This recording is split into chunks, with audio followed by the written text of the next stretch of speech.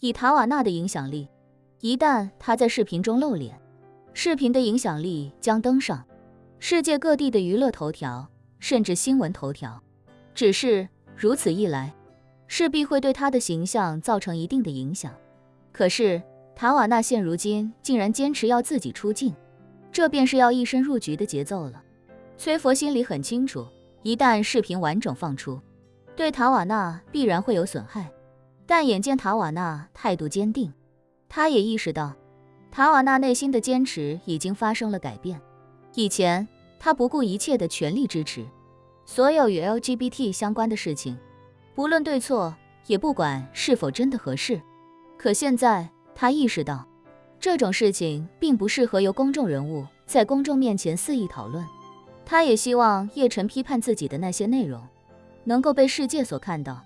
同时也让全世界不分青红皂白的人们有所警醒。除此之外，塔瓦纳这么做的原因还有一个，那便是他希望用这种方式回报叶晨的救命之恩，同时也向叶晨表明自己的态度已经发生了转变。从叶晨的话里，他明白叶晨才是真正有社会责任心的人。这种人不会把社会责任挂在嘴上，而是放在心里。也看得出，他确实担心那些被误入歧途的年轻人，不愿他们被有心人操控，成为有心人的牺牲品，甚至付出一辈子不可逆的巨大代价。既然如此，那自己让崔佛把这段视频传到网上，也等于是帮叶晨向全世界发声了。他知道的话，应该会很欣慰。崔佛在这一刻对塔瓦纳也有些刮目相看，对他的这一决定，心里也不禁多了几分尊重。于是他便对塔瓦纳说道：既然你决定了，那我稍后就把视频处理一下发出去。塔瓦纳点点头，苦笑一声，感叹道：崔佛，其实究竟是哪些人想让我从这个世界上消失，我自己心里已经有了一个大概。那些人在今天之前也和我坚持一样的态度，也是不遗余力地支持那些性少数群体。所以由此可以看得出，很多表面上道貌岸然的人，骨子里未必就是善良的。所以我要你把视频传上去，让那些和我一样被蒙蔽的人意识到自身的问题。而且我已经决定了，将来不会在公共场合发表任何与音乐、与我的事业、生活无关的言论。崔佛立刻点头说道：我和你想的一样，将来不仅不会再发表任何无关言论，也一定要和那些总是宣扬立场的人保持距离。至于那些执迷不悟的人，也该醒一醒了。由于塔瓦纳晚上的演出会如约准时开场，所以派对到了下午5点钟的时候，便算是非正式结束了。塔瓦纳要做大量的演出准备，包括服化道以及乐队、伴舞许多事宜的最后确定。所以他和崔佛在5点钟的时候便向众人告辞，离开了派对现场，直接去了演出后台。至于剩下的宾客，由于晚上7点钟还要看演出，所以三井良校特地安排了自助餐，让所有宾客3、5成群边吃边聊。叶晨与萧初然、董若琳一行3人，便自然而然地与费可欣以及凯利维斯特坐在了一张桌子前。三井良校过来客气地打了招呼，便又去与其他宾客寒暄客套。就在自助餐进行到一半的时候，费可欣的手机忽然收到一条美国视频软件的推送，标题是塔瓦纳斯维特在东京与神秘人就 LGBT 进行辩论的视频流出。他有些惊讶地说道：叶先生，好像是您和塔瓦纳先前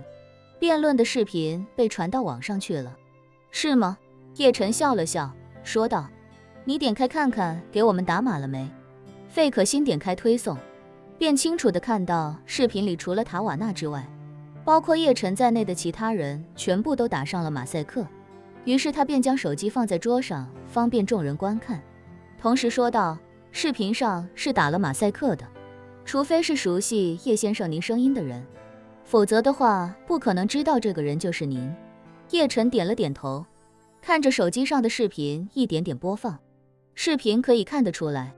就是从当时崔佛那个角度拍摄的，而崔佛也确实把自己说的没有对视频内容进行任何删减。当视频播放完之后，费可欣立刻打开了评论区。此时的评论区里并没有太多有价值的内容，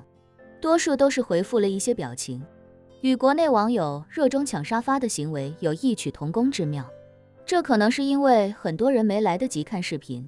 就先发了评论，大约在10几20秒之后，评论区的评论便以肉眼可见的速度迅速增长，并且增长的也都是那些有着实质性内容的评论。评论区里对于两人的争论很快便呈现出了一边倒的态势，大多数人都在这条视频下回复，认为这个打了马赛克的神秘男子说的内容有理有据，尤其认为叶晨那个不是保护，是生产 LGBT 的观点，一下子触动到了许多人的内心深处。而塔瓦纳在视频中表现的确实很差，口才、逻辑以及论点都全方面被神秘男子碾压，这也就让观众们心里不由自主地觉得，塔瓦纳就像个无理取闹的孩子。不仅如此，因为叶晨关于未成年人的论点，以至于观众对他产生认同的时候，也会下意识地认为，塔瓦纳之前不遗余力的在公众场合宣传那些论调，实际上是荼毒了不少未成年人。这一下就给塔瓦纳招来了不少批判。不过好在塔瓦纳在全世界的粉丝数量众多，除了喜欢他的粉丝之外，还有一些对他的歌曲很喜欢，但对他谈不上喜欢也谈不上讨厌的群体。这些人对塔瓦纳的态度会相对柔和许多，他们知道塔瓦纳之前做的很多事情都有些欠妥，但并不会因此就对他大肆攻击。当然，评论里也有不少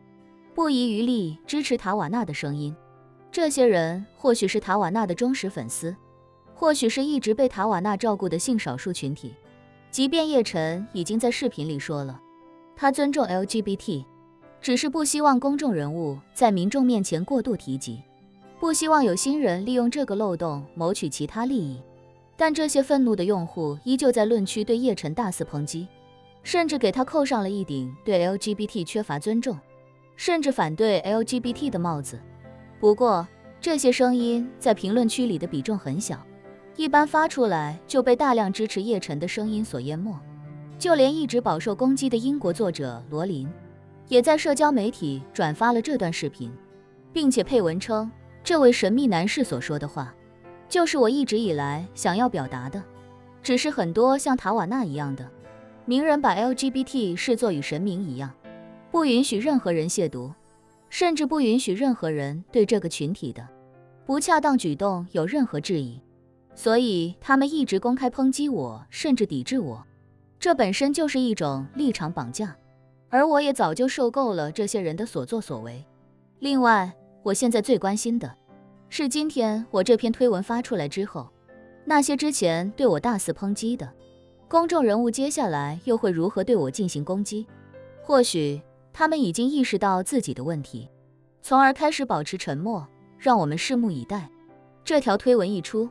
许多网友在评论区表达对罗琳支持的同时，也专门艾特了那些之前曾经公开抨击和指责罗琳的公众人物，其中就包括那些靠扮演罗琳书中人物而走红的演员们。这些演员之前不遗余力地公开抵制罗琳，甚至要把她从她自己创作的故事中剔除。但是现在，当他们看完那段视频以及罗琳的推文之后，一个个都哑了火。这种时候，他们谁也不敢再公开抨击罗琳，因为塔瓦纳现在就已经成了众矢之的。如果他们中的任何一个在这个时候跳出来抨击罗琳的话，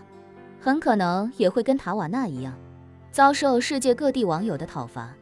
此时，在化妆间的塔瓦纳正在默默翻看着网络上的那些评论，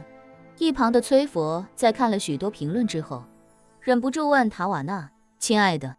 现在舆论的风向对你有些不利，你可千万不要被他们影响心态。说罢，崔佛又立刻宽慰道，好在大多数人对你都比较包容，只要你以后不再公开表态，